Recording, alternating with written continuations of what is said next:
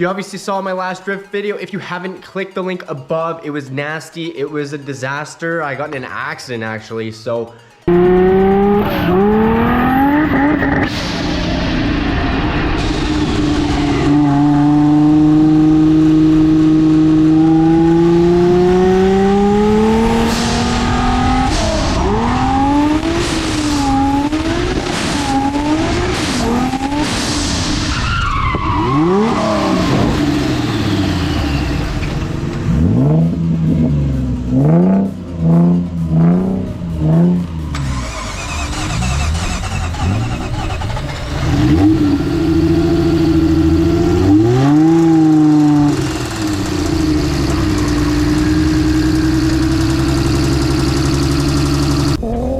It was a fun day, very, very fun day. I learned a lot about driving sideways, so that was very cool. Learned a lot about the car, got the tuning down. It was a very well worth it day, but I did get in an accident, and as you can see, there's not much that isn't broken in here.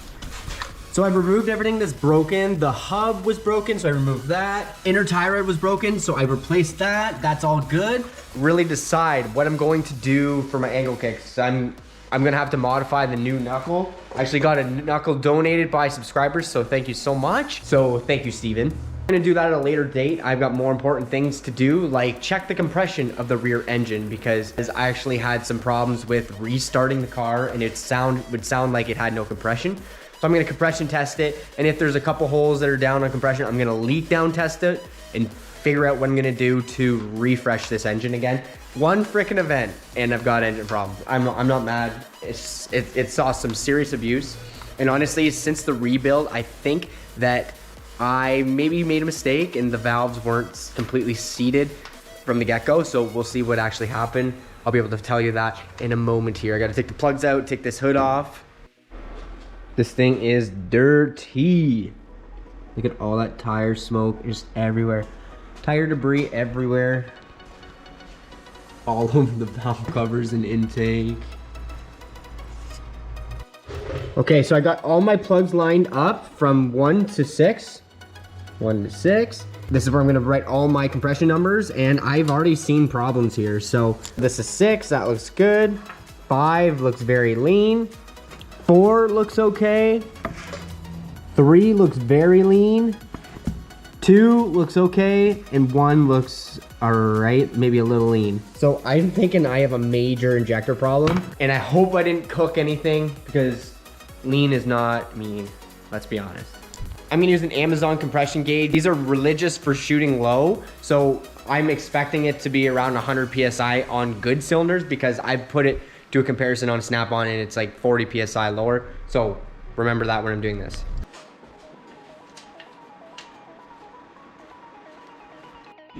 Just did compression on the first cylinder and we're looking mad low.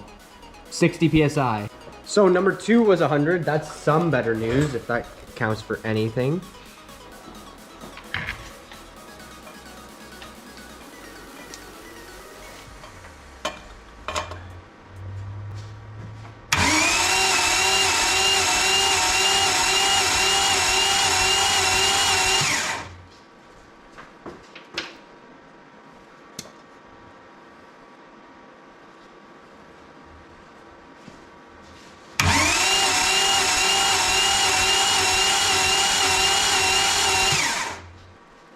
Oh no, not even 1 PSI, something is seriously wrong. All right, so basically I've compression tested it, and basically the results did not come back good. Time for a build, it's time for a rebuild.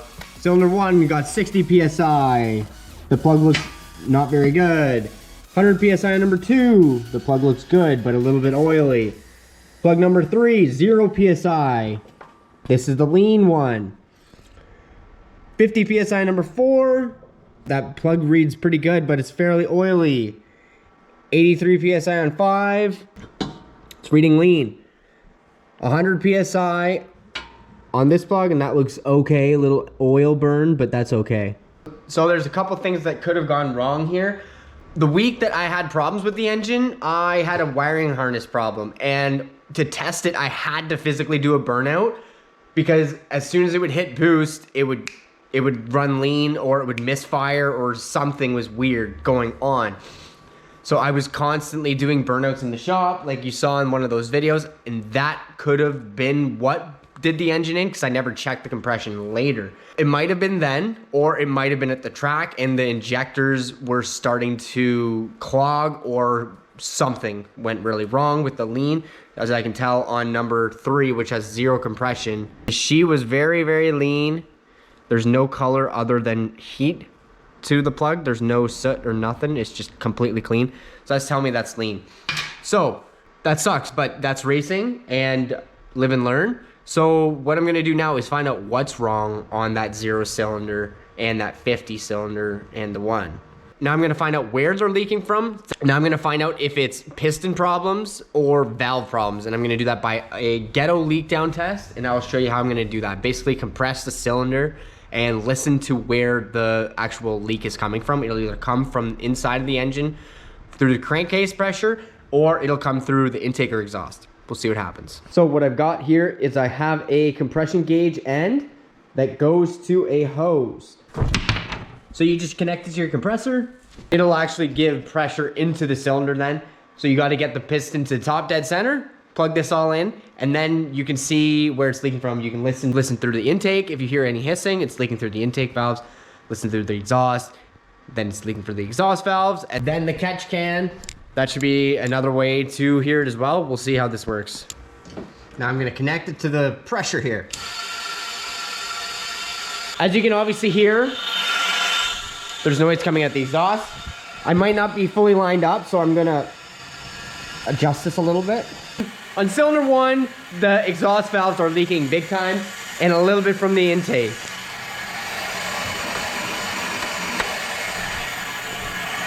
And I can't hear anything from the catch can. So that is head related for cylinder 1. Cylinder 1 had 60 PSI, so I marked down the exhaust leak. And so obviously, for that cylinder, it's obviously an exhaust leak, so that's not too bad for that hole, because I can just take the head off and fix that. Let's move on to number 2 through 6. Cylinder number 2. All right, so I got this in number 3 now, and that was the one with 0 compression. So I'm gonna put the pressure to the hose, turn the engine, and see where it's the most quiet. So I'm literally just gonna turn it with the crankshaft down here and see what happens, and let's hope it's a bent valve or something, but we'll see.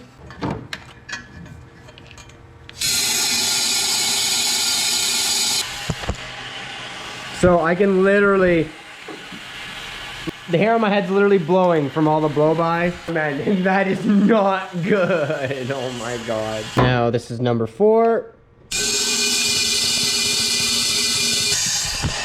Number 4, the exhaust valves are leaking a bit. This is number 5.